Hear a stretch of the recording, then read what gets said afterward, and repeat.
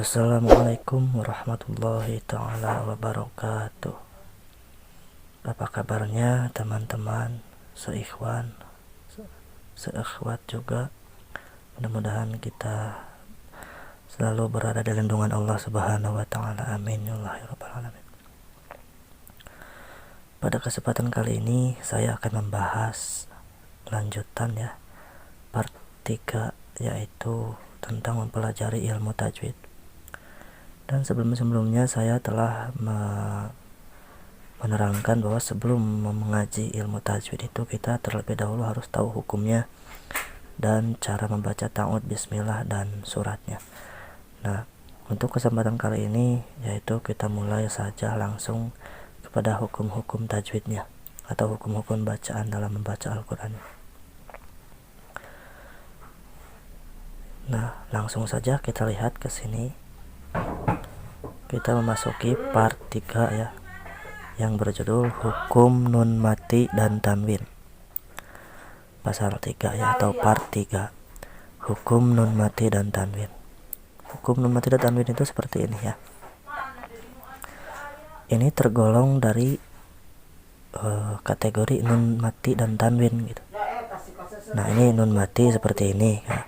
Nun yang berharokat mati, nun mati. Kemudian tanwin adalah seperti ini, yang jabar 2, fatahtain, kasrotain, dan domatain. Seperti ini adalah tanwin namanya ya. Dan kalau yang dibaca kalau an, in, un. Kalau tanwin itu adalah, nah ini adalah an, in, un itu ya. Kemudian yang nun mati adalah nun yang mati. Nah, secara penerapan nanti ketika kita membahas selanjutnya, nanti kita akan membahas dari kategori nun mati dan tanwin ini ya. Langsung saja kita masuk dalam bab hukum nun mati dan tanwin. Di sini ada 4 ya, ada 4 hukum. Yang pertama adalah hukum izhar, yang kedua adalah idgham, yang ketiga adalah ikhfa, yang keempat adalah iqlab. Hukum nun mati, kategori nun mati dan tanwin itu terbagi menjadi 4 nama, terbagi menjadi 4 hukum idgham, hukum tajwid, maaf. Yang pertama adalah izhar, yang artinya jelas. Yang kedua adalah idgham, yang artinya masuk. Yang ketiga adalah ikhfa, yang artinya dengung. Yang keempat adalah iqlab, yang artinya tambah. Ya. Jadi bagaimana cara penerapan di sini? Apakah bisa bagaimana kita tahu bahwa nanti di dalam Al-Quran, oh ini hukumnya izhar, oh ini hukumnya idgham ya, oh ini juga idghamnya hukumnya ikhfa, dan hukum yang ini adalah iqlab. Bagaimana kita tahu cara supaya membedakannya nanti di Al-Quran ya? Nah, langsung kita lihat dari rumusnya seperti ini. Di dalam kategori nun mati dan tanwin, apabila kita seperti dulu ya. Nah, kita akan membacakan apabila di sini ya. Apabila, maka namanya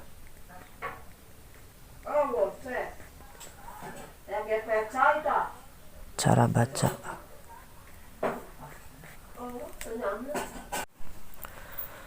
Nah, saya udah tulis ya. Ini adalah penerapan, atau kalau saya sebut, kalau saya belajarnya seperti ini ya. Jadi ini adalah namanya metode ya, metode.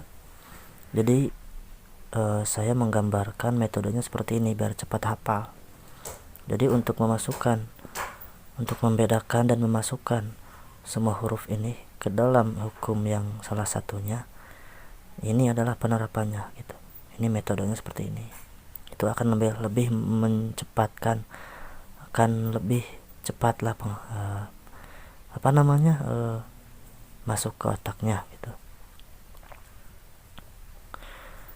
Nah, di antara kan huruf hijaiyah itu ada 28 huruf ya. Abatasa jahaho ila akhirihi, sampai akhir itu ada 28. Nah, hukum nun mati dan tanwin atau bab dari hukum nun mati dan tanwin di dalam 28 huruf hijaiyah terbagi menjadi 4. Nah, seperti itu ya.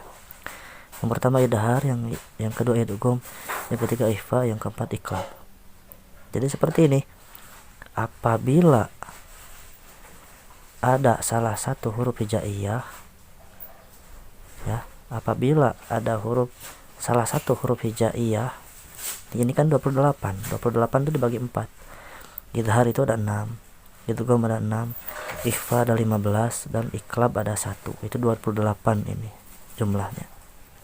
Nah, apabila contohnya idhar, apabila nun mati atau tanwin, salah satunya ini tanwin, berhadapan dengan huruf idhar yang ini, hamzah, ha, ain, ha, kho, gin, maka dibacanya, nah, maka namanya, hukumnya adalah idhar. Cara bacanya, artinya idhar apa? Jelas. Nah, seperti itu ya, penerapannya seperti itu.